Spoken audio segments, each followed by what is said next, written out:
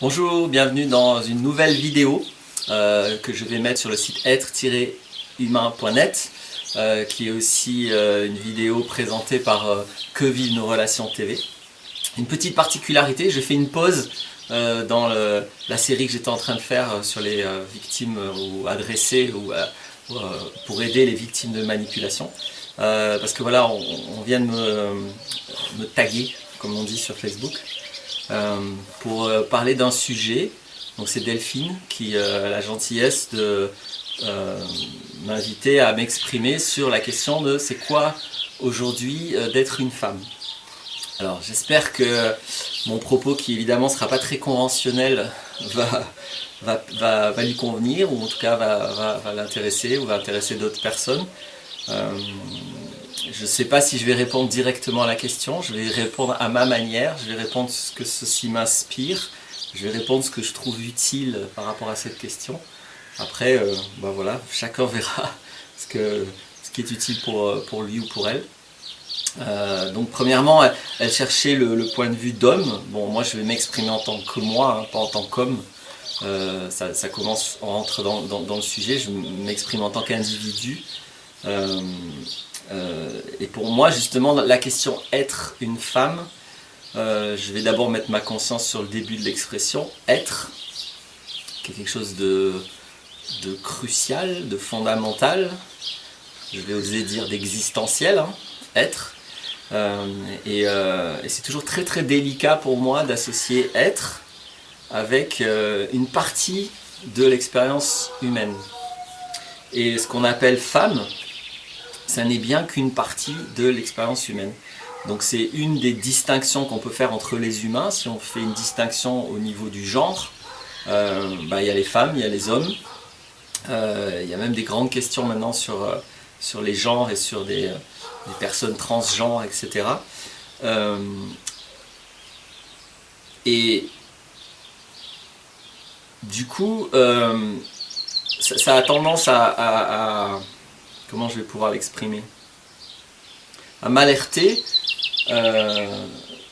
sur ce que ça implique comme identification. Si je m'identifie, dans mon expérience, si je m'identifie à, j'ai déjà parlé de ça dans d'autres vidéos, vous pouvez aller voir, si je m'identifie à un groupe, donc à une généralisation, femme c'est une généralisation, c'est-à-dire que tous les individus ayant pour sexe le sexe féminin, on les met dans la généralité femme.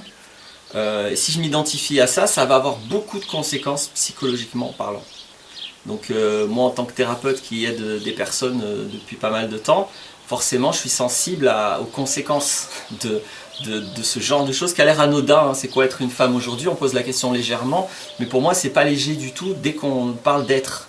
Et je m'excuse, hein, mon but c'est pas d'être pointilleux et juste de faire l'intello sur les mots. Je parle très concrètement, là c'est une expérience très concrète de s'identifier. Donc pour moi, être n'a rien à voir avec aucune généralité. Être, c'est quelque chose de profondément individuel. Donc évidemment, femme, la seule chose que je peux exprimer sur le sujet, c'est que c'est une généralité, que je comprends que la généralité que ça implique, qu'il m'est à peu près évident que toutes les femmes sont différentes, que tous les hommes sont différents. Que du coup être une femme, je suis désolé, là sur la question directe, j'ai rien à dire, à part que j'espère que ça c'est trouver l'autonomie, la liberté suffisante pour être davantage que simplement la partie femme, et d'être tout ce que l'humanité permet pour un individu, même un seul individu, de contenir. Être, c'est beaucoup plus que mon genre. C'est beaucoup plus que ça. Donc bien sûr que mon genre peut avoir une importance, bien sûr que ça peut être important d'avoir par exemple des idées féministes, de vouloir défendre certains droits de la femme, de vouloir. C'est peut-être ça qu'on entend par être femme, mais à ce moment-là, la question je ne la poserai pas de cette manière. Mais s'il s'agit de poser la question sur le plan de l'être, j'invite juste à considérer que être c'est individuel et que il m'est évident que être une femme, ça doit être quelque chose d'unique pour chaque femme, et que peut-être justement, à partir du moment où on s'identifie à une idée de femme, eh bien on se perd par rapport à ce que l'on est en essence.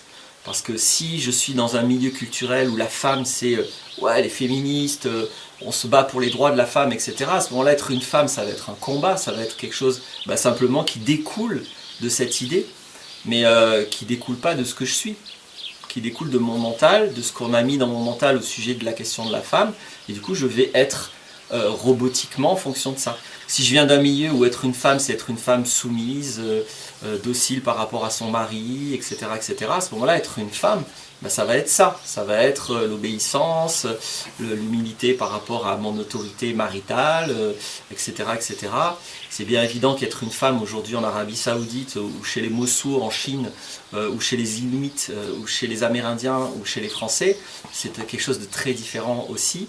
Donc bien sûr qu'être une femme, il y a une dimension sociale, et précisément, pour moi, une femme libre, c'est une femme qui a réussi à se retrouver elle-même indépendamment de son conditionnement social. Donc indépendamment de la généralisation qu'il y a derrière le mot femme. Voilà ce que j'ai à dire sur le sujet. Voilà ce à quoi j'invite les femmes, ce à quoi j'invite les hommes, ce à quoi j'invite les catholiques, les musulmans, les juifs, les écolos, les de droite, les de gauche, tous les identifier à des groupes. J'ai tendance à, moi, inviter à surtout désidentifier vous. Vous avez bien le droit de participer à des groupes, à participer à des choses, à des mouvements, mais c'est du faire, c'est pas de l'être, c'est ce que vous faites. Et ce que vous faites est très important, et vous le faites avec d'autant plus de liberté, de conscience et de sérénité, qu'il y a un espace entre qui vous êtes et ce que vous faites, et les raisons pour lesquelles vous le faites. Parce que si je suis là, et que du coup ce que je fais est là, je vais pouvoir voir ce que je fais. Mais s'il y a fusion entre ce que je fais et ce que je suis, je ne sais même pas pourquoi je fais les choses, parce que je ne peux pas le regarder. Voilà. J'espère que ça servira à certaines personnes. Delphine, j'espère que ça répond à ta question. En tout cas, ça y répond certainement à ma manière. Voilà, merci de m'avoir invité à m'exprimer sur cette question.